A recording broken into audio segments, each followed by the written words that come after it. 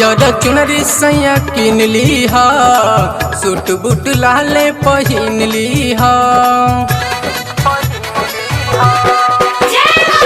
नरियर चुनरी सैया किन लीहा, सूट बूट लाले पहिन लीहा।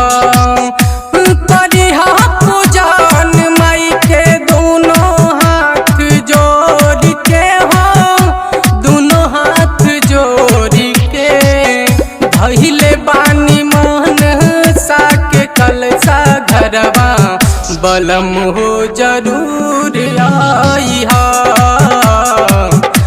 आइहा त संगे जाइहा।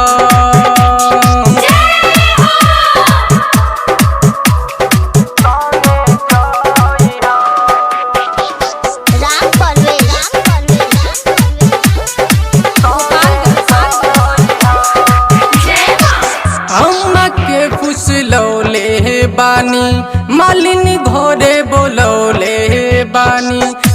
माई जी के सेल्फी 2 दिन पहले भेजौले बानी। अम्मा के फुसलौले बानी, मालिनी घरे बोलौले बानी। माई जी के सेल्फी 2 दिन पहले भेजौले बानी। मिलल बाटे चांस अब की मौका जन गवाइहा, जल्दी चली आइहा।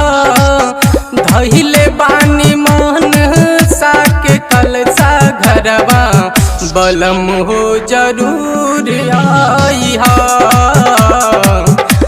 आइहा त संगे जाइहा।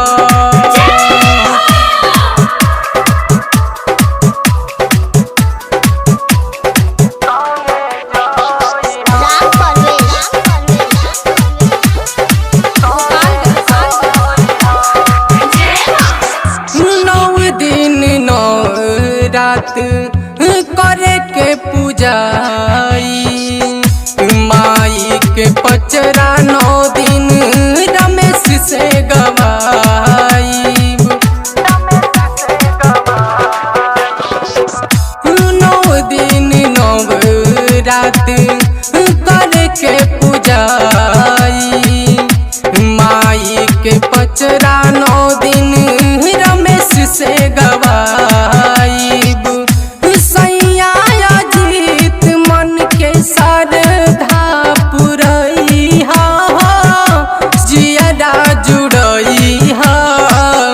धइले बानी मन सा के कलसा घरवा, बलम हो जरूर